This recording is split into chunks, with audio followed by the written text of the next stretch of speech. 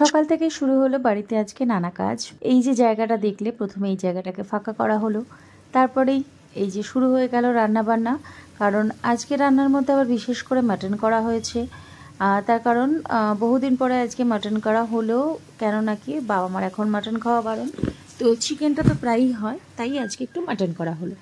আর রান্নাবান্নার কাজটা তাড়াতাড়ি সারার কারণ হচ্ছে আজকে রয়েছে একটা বিশেষ কাজ।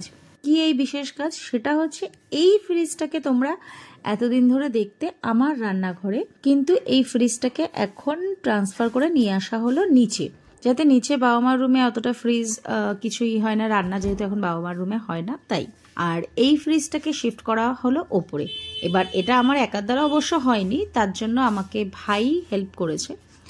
তো যাই হোক, ফ্রিজটাকে শিফট করা হলো উপরে। এবার এটাকে তাড়াতাড়ি করে পরিষ্কার করে নেওয়া হচ্ছে, কেন নাকি ফ্রিজটাকে রান্নাঘরে ঢোকানোর আগে একটু ঠিকঠাক চকচকে করে নেওয়ার জন্য। তারপরেই কাজ করতে করতে লেগে গেল খিদে, তাই তাড়াতাড়ি করে খাবার বেড়ে বসে পড়লাম। তো নেওয়া হয়েছে বেগুন ভর্তা, উচ্ছে আলু ভাজা, কুমড়ো ভাজা, আর এইখানে যে মাটনটা আজকে আমি বানিয়েছিলাম সেটা। তো এই ছিল আজকের মেনু।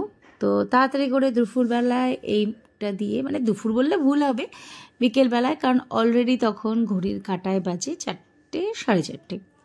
তো খাওয়া দাওয়া কমপ্লিট করলাম, কমপ্লিট করে এইবারে আবার কাজ শুরু করে দিয়েছিলাম, তো সেগুলোও আর ভিডিও করিনি। তারপর রান্নাঘরে ফ্রিজটাকে শিফট করলাম। এবার শিফট করার পরে যথারীতি রান্নাঘরে ফ্রিজটা আস্তে ধীরে সুস্থে গোছানো হচ্ছে।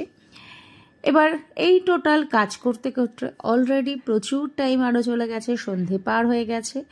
তো অল্প অল্প করে জিনিস গোছাচ্ছি আর ফ্রিজের মধ্যে ভরছি, কিন্তু এখনও পুরো ফ্রিজটা অর্গানাইজ করা বাকি। তো পুরো ফ্রিজটা অর্গানাইজ করছি, করে কি কি এভাবে ইনস্টল করছি সেটাও চলো তোমাদেরকে দেখাই, করলামই যখন সবটাই।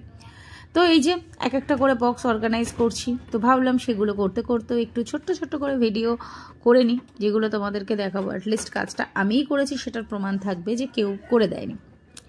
না অ্যাকচুয়ালি দেখো, ঘরের কাজ তো কিছু কিছু করতেই হয়। হ্যাঁ, আগে বাবা মা হেল্প করতে পারতো যখন শরীর সুস্থ ছিল, বাট কী করব, এখন সেটা পারে না। ওকে, তার জন্য এখন তো দায়িত্ব নিতেই হবে। এরপরে ফ্রিজ কমপ্লিট গোছানো, এইবারে রেখে দিয়েছি জিনিস কিছু, ফ্রোজেন যে জিনিসগুলো সেগুলো রাখা, এখানে আইস কিউব রাখা। আইস কিউবটা আমার বাড়িতে সবসময় রাখা হয়, কখন কোন এমার্জেন্সিতে আইস কিউবের দরকার পড়ে কেউই বলতে পারে না।